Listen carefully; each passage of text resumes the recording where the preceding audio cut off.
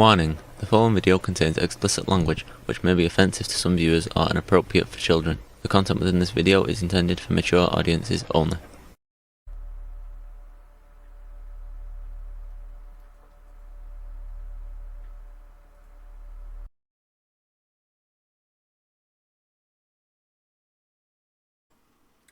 Hello and welcome back. Today we are doing part 2 of season 1, episode 9, Hazel. Hope the holidays aren't too stressful for everyone out there right now. I know from personal experience the holidays can be a quite trying time. So I hope everyone's doing well and making it through without too much drama. So, without further ado, let's get into this. Jones told me that he'd met one other person who'd experienced the same dream. The only other person he was able to track down whose parents took part in the same Gatwick Institute research study. R7. She described exactly the same dream. I asked Jones if he knew how to get in touch with her. He told me she passed away a long time ago. I asked Jones if he could log on to the Darknet forum that could seemingly somehow answer questions through the Marigold radio broadcast.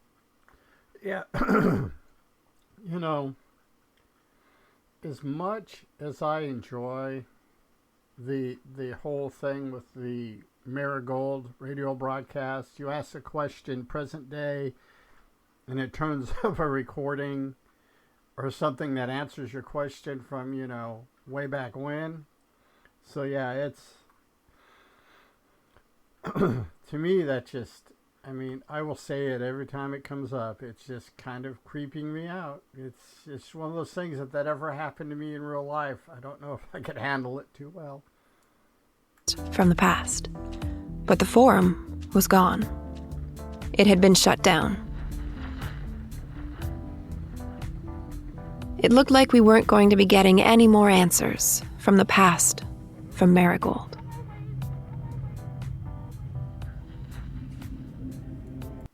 Well, that's kind of how things happen in the universe. And it just makes you wonder. Alan Scarpio told me that if I wanted to learn more about rabbits and Yumiko, I would have to come back to see him, alone. When I drove back out to his ranch, they told me that he had to fly out to take care of something, and that he would meet me at his place in Seattle later this afternoon. He took care of booking us a flight. We were back in Seattle 2 hours later.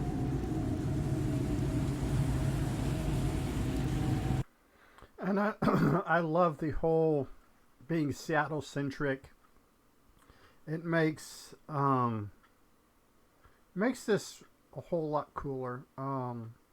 Like I said, my mom was born and raised in Seattle, and I imagine a lot of these things, especially like the historical markers and stuff like that they point out throughout the series, I imagine she knows where they're at.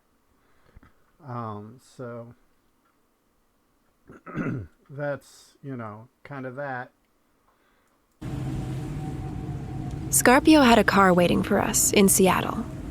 In the car, on our way to my place, after dropping Jones off at his apartment, my friend Anna, who works at the Seattle Public Library, the last place Yumiko had been seen, called with an update.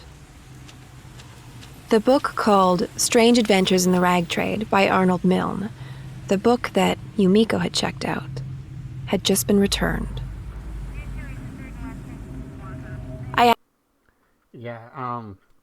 I'd be making a mad dash to get the copy of that book to try to figure out if there's any connection. I asked the driver to take me to the library immediately. I needed to see that book.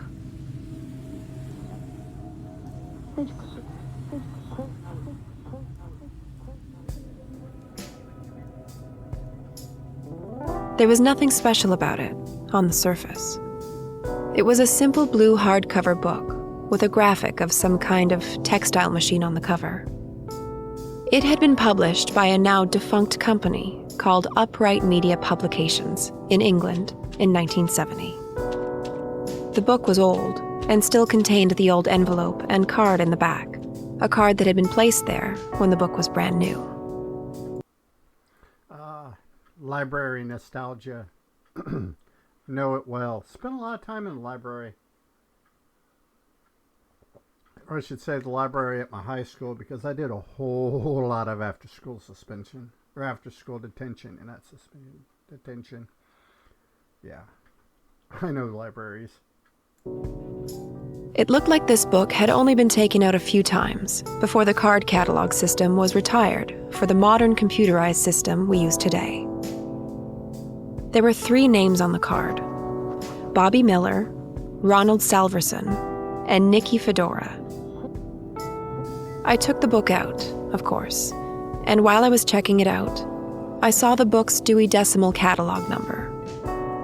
It was 687.8. Another one of those coincidences. At some point, I may, after I get done with all the way with season 1, I may see if there's any real correlation with those numbers and any kind of real world conspiracy theories or anything. Just because it intrigues me. The second listen through on it, it just kind of stuck in my head. It's kind of intriguing. That's definitely interesting. What does this book have to do with Yumiko? Why did she take it out? I don't know. This stuff is really getting kind of creepy. How do you know? Thing is how do you know it is not? It's more related to rabbits and what Yumiko was trying to find while playing the game, versus what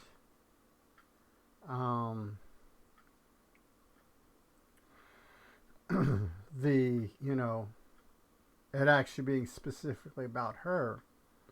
Or maybe Yumiko might be a cog in the wheel to get Carly to play. Who knows? Yeah. Even in the middle of the day, walking down a busy street, I feel like I'm not safe. Like part of me no longer understands the world. Like Keanu walking around in the Matrix. I wasn't going there, but that kind of fits. Sure. The number 6878 appears again. Another coincidence. There should be something else. The number's not enough? Well, at this point, if we're on the right path, the information should be converging as well. More clues? Like, where the hell is my friend? I feel like there should be more, yeah.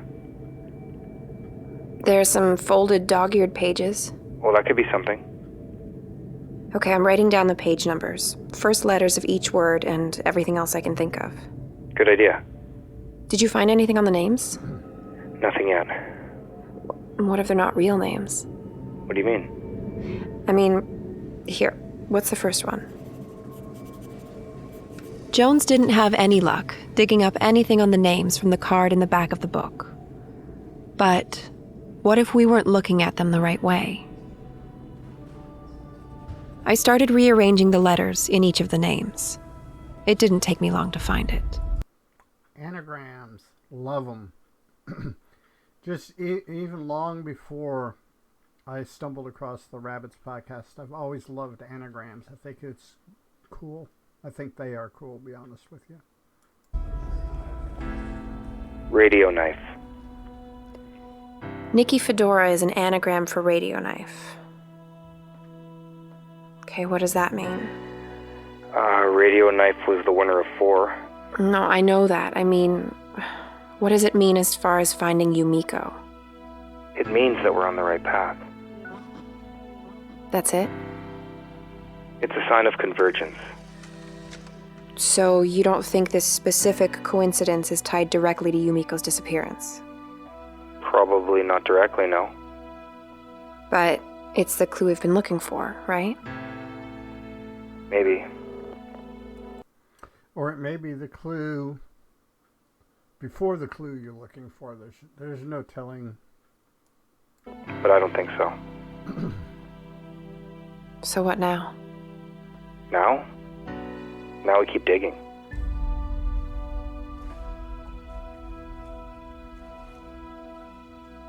And dig, we did. I went through all of the page numbers and the first letter of each word on every page, and eventually, I found something. I took the page number, let's say it was 7.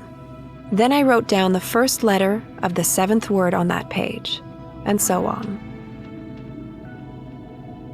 By the time I'd made it through all of the dog-eared pages, I had something. An address. Now that's kind of interesting. The fact that possibly one of the winners of one of the iterations of Rabbits had checked out the book, and the address is probably a constant. Something, a clue that needs to be found in every iteration of the game in order to advance. Or at least, that's what it might look like. Or it may just lead her to the next clue to find Yumiko. Somebody, perhaps Yumiko, folded some of the pages of a book called Strange Adventures in the Rag Trade by Arnold Milne. Those folded pages led to an address. That address was a diner in Seattle. I called Jones and told him what I'd found. He agreed, or rather, insisted upon, coming with me. Is this the place? This is it.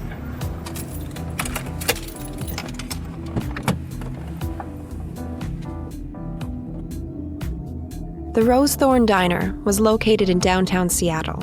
The exterior looked like an old movie theater, and the interior was a strange blend of cool 50s and 80s kitsch that really worked. There was a lot of black and white. To be honest with you, it sounds like a place I wouldn't mind eating, just, for the nostalgia.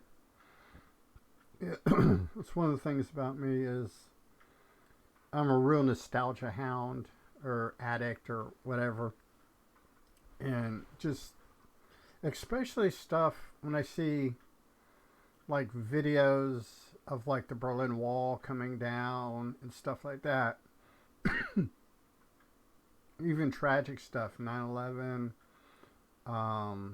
Reagan's assassination, Jimmy Carter being the first president since Kennedy to walk his inaugural route, all these kinds of things, and it's kind of interesting.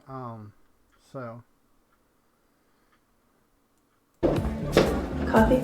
Yes, please. You? Do you have tea? Yeah, sure. My shift's just ending, but I'll get Melanie to bring you the same one you had last time. Thanks. You've been here before? Once or twice. Okay. So what now? I don't know. I guess we just look around. For what? I don't know. 6878? I don't imagine it'll be that simple. No. I suppose not.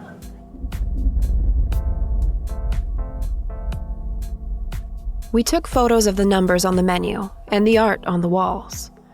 We looked for messages carved into or written on the tables, but we couldn't find anything.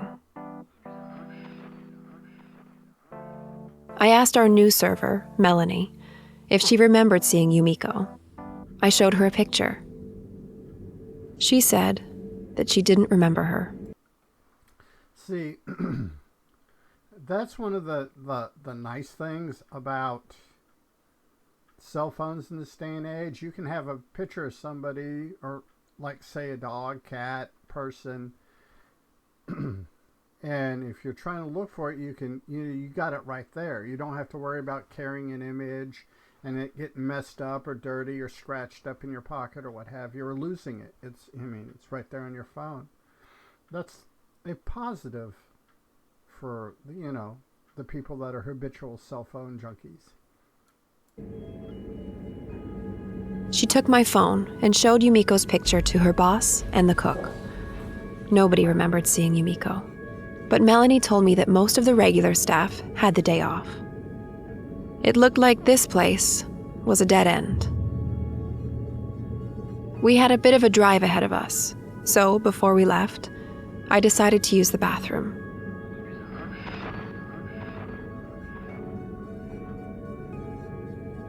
There was a lot written on the wall of that bathroom stall, so it took me a while to find it. It was about halfway up, drawn in black Sharpie. A winking smiley face. A winking smiley face that I'd seen drawn on the front of countless binders, Converse high tops, and skateboards. It was essentially Yumiko's signature from when we were kids. Right below the smiley face, drawn with the same felt pen, was a pyramid. The smiley face on top of the pyramid looked like a version of the moonrise. Inside the pyramid, and I think the moonrise is just one of those cool things. If you go to Google, go to click the image tab and do a search for the pyramid or moonrise Rabbits podcast, you get a ton of really cool fan art. It's just people's interpretations of it is pretty cool. Were a bunch of tiny 4-digit numbers. I had no idea what kind of weird clue this was supposed to be. I pulled Jones into the ladies' bathroom to take a look at the stall. What do you think? I think it's a message. How would she know to leave me a message here? Well, what makes you think it's a message for you? Nobody else would recognize that smiley face. I suppose that makes sense. We each took a bunch of pictures of the stall. It was weird, standing in the ladies' bathroom with a man taking pictures. Thankfully, nobody walked in. I imagine in this day and age, two people in a woman's restroom taking pictures would probably result in some law enforcement getting involved. I left Jones at the restaurant. I had a private date with a billionaire. Thanks for seeing me again. I'm sure you must be extremely busy. And this looks like a good place to go ahead and call this episode before we get too deep in anything else, because I have a feeling if we went on through the conversation with Scorpio, that this video would be much way too long. So until next time, everybody be safe, have fun, peace, happy holidays, peace. Hey, it's 10 p.m. Do you know where your children are?